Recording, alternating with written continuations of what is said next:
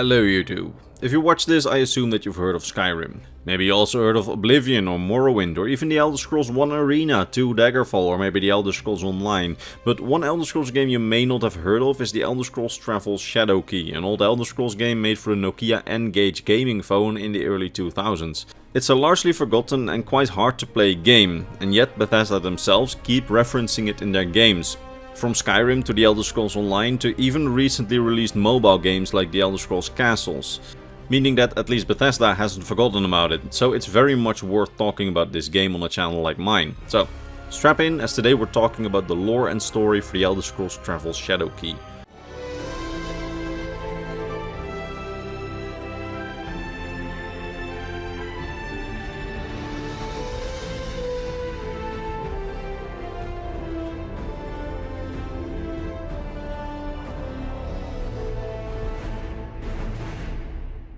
So, Shadowkey. It's a weird game. On one hand, it's the closest that we ever got to a true portable Elder Scrolls game until Skyrim's release on the Nintendo Switch.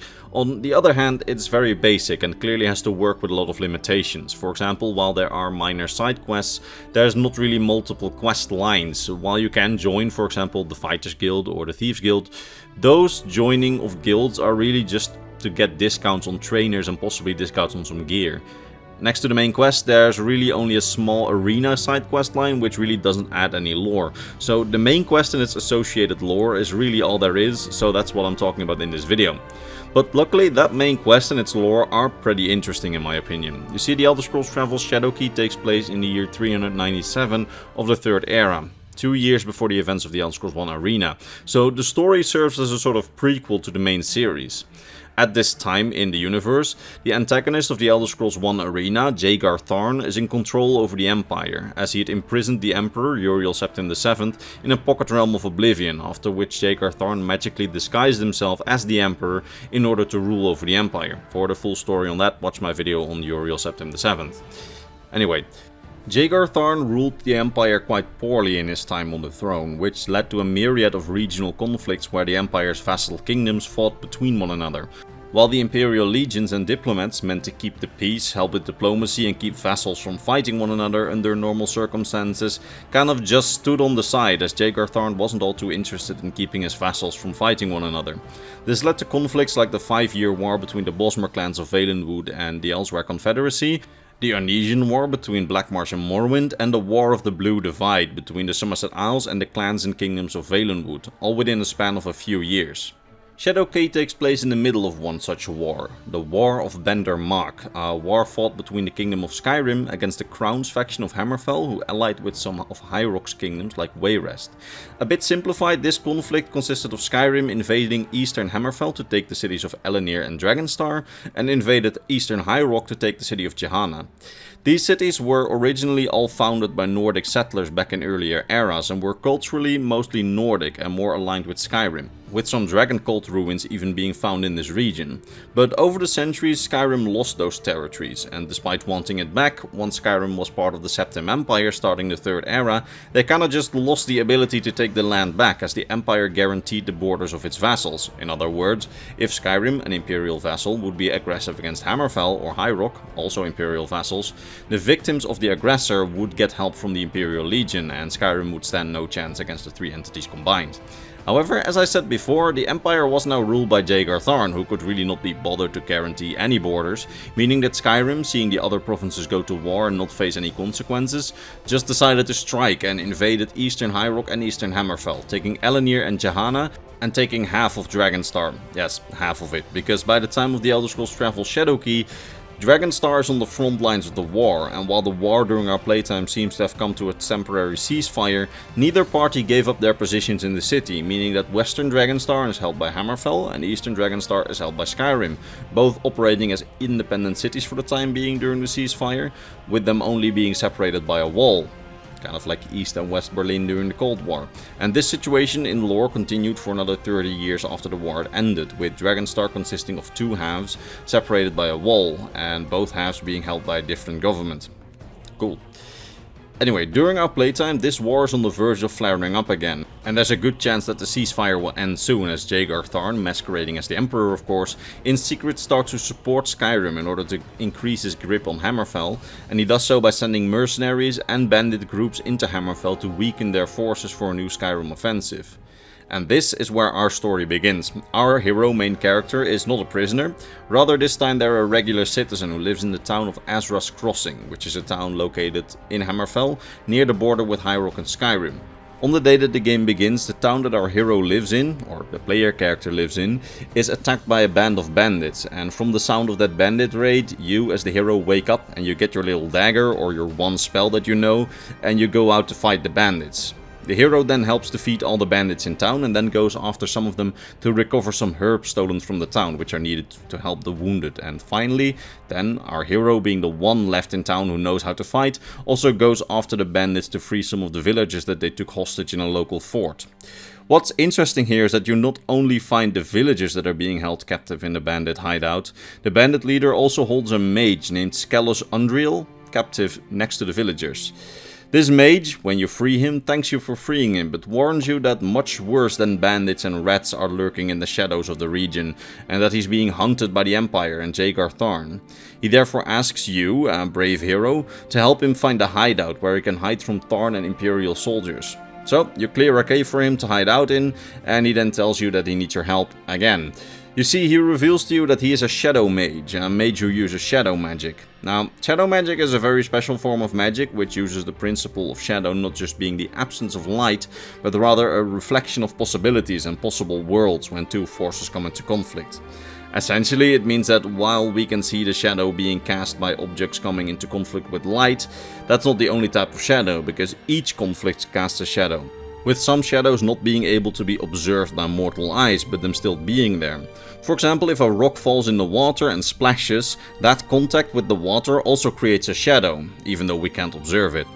It's a little complicated, and this is very oversimplified, but shadow mages can harness these shadows to produce powerful spells. The interesting thing here is that while this seems like a concept that Bethesda abandoned, they really didn't abandon it, because several other games have referenced shadow magic since its inception in Shadowkey. And if you want more substantial explanation of the concept, I made a video quite a while ago about shadow magic and its original inventor and discoverer, Azra Nightwielder, where I also go over some of the other references made in other games about both Azra Nightwielder and shadow magic. Anyway, Skelos Undriel tells you that the current ongoing war with all the conflict is spawning a lot of shadows, and that someone, likely another shadow mage, is harnessing the shadows created by the war conflict in order to construct a powerful destructive creature, a shadow of the war made physical form, the so-called Umbra Keth, a hideous looking creature which, if unleashed, may be able to unleash death and destruction at the command of whoever controls it. And not just that, due to the creature being born out of shadows, it cannot be harmed by regular means. First, it needs to be weakened using artifacts called Star Teeth, alien crystals which contain powerful, pure, unfiltered starlight, which is something that shadow magic seems to be weak against. So, first of all, you need to collect the Star Teeth in order to be able to even combat the Umbra Keth. Skelos suspects that you need at least 5 of these artifacts to combat the Umbra Keth, so it sends you on a quest to find some.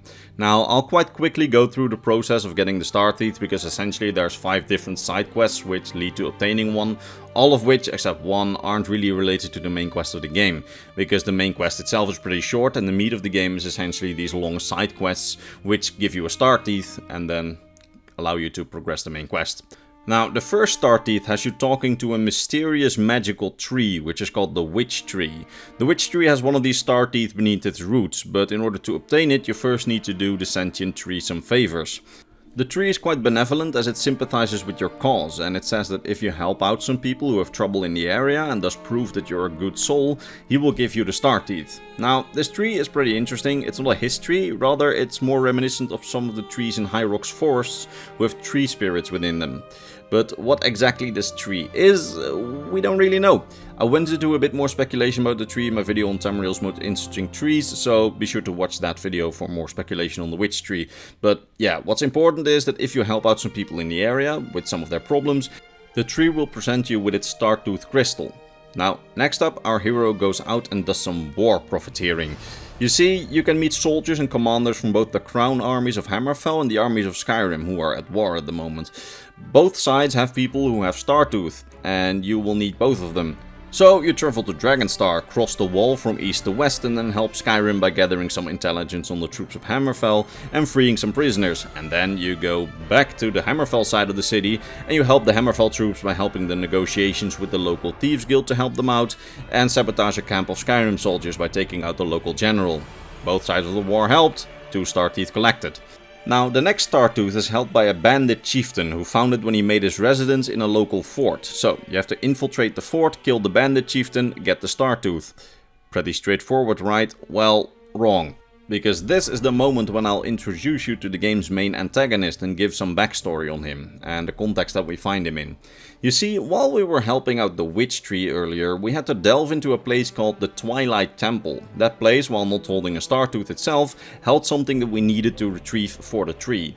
But inside said temple we had to fight this guy as its final boss, Pergan Azul, a shadow mage and a lich who was also searching around the temple around the same time. This guy, while you don't think much of him the first time that you see him, is in fact the mage responsible for bringing about the process of creating the Shadow of Conflict made manifest, the Umbra Cath, hoping to control the creature and then gain lots of power and influence by using the creature against the people and rulers of the world.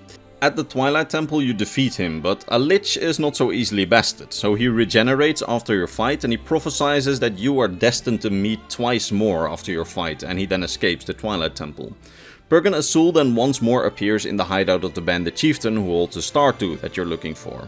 And there you discover something pretty interesting. You see, while Jaegar Tharn, masquerading as the Emperor, is of course secretly supporting these bandits to weaken Hammerfell, he's also looking for Pergan Azul and warns his bandit associates not to work with Pergan Azul because if they do, they risk his wrath.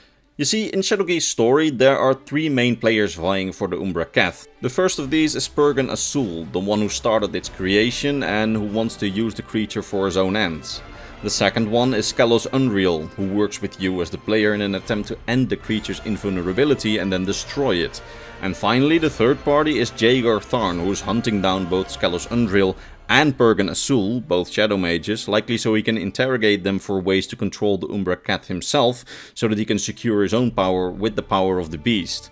So Jaegar Tharn wants to essentially steal Pergan Azul's creation for his own ends. A quite complicated struggle between the 3. Now, as you take the Startooth from the bandit leader, you fight Pergan Azul, whose lich form has degraded a bit, a second time, and defeat him a second time.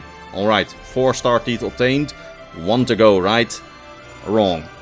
You see, the final Startooth that we're collecting here is located in a place called Fearfrost Caverns. In the depth of these caverns you find a large piece of ice, frozen in which is an old man, and that old man has lost his memory. Luckily we can help him get his memory back, and we then find out that the old man is in fact Azra Nightwielder, the mage originally credited with inventing shadow magic.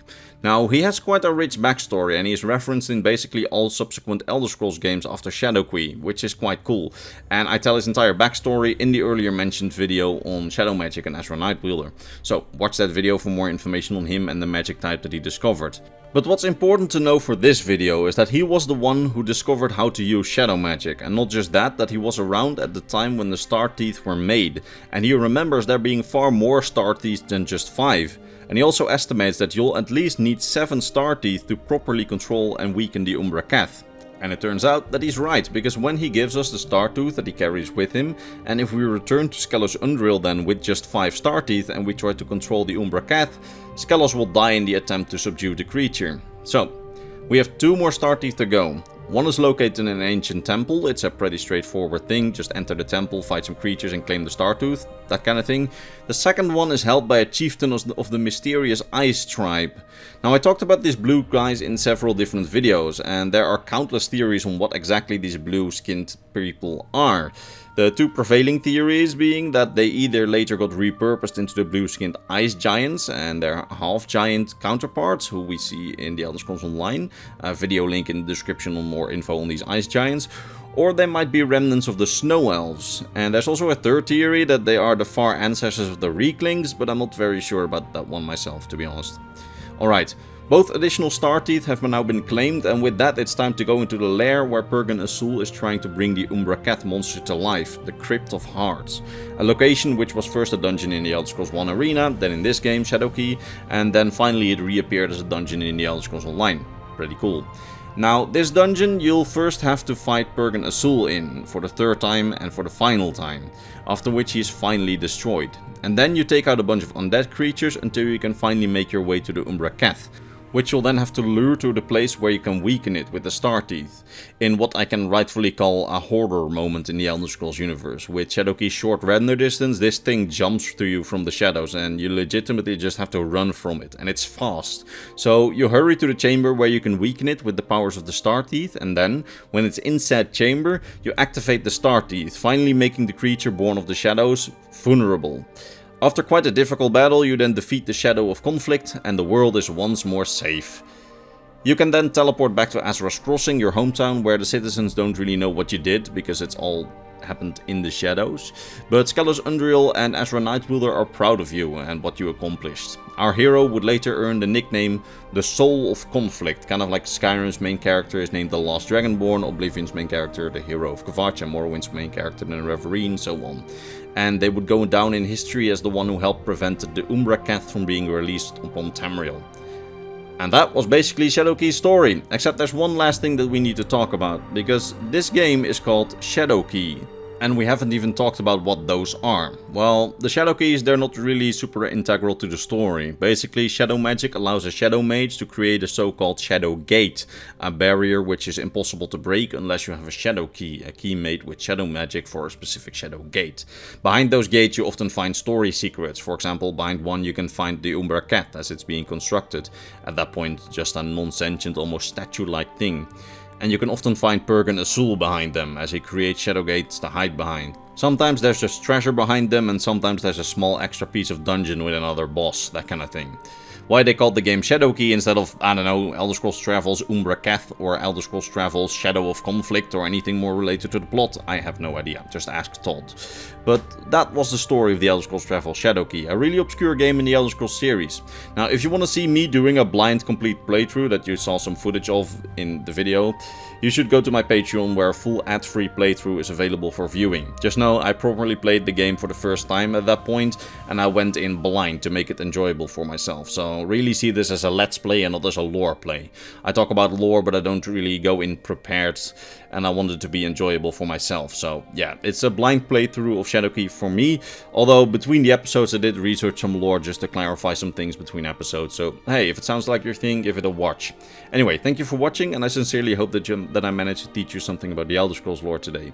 And if I did, why not return for the next Elder Scrolls lore video, probably next week. That being said, thanks for watching the video, and all that remains for me to be done is to thank my top Patreon supporters, Mr. Bernardo Binda, Gabriel Binda, His Soul, Aidan Matlock, Doji, K Legend M, King Chris, Volkyor of Argonia, Devin Mattingly, Leo Worley, and Sort of Bushido. These wonderful people, along with all the others on screen, make my videos possible, and for that I'm very grateful. Alright, see you next time.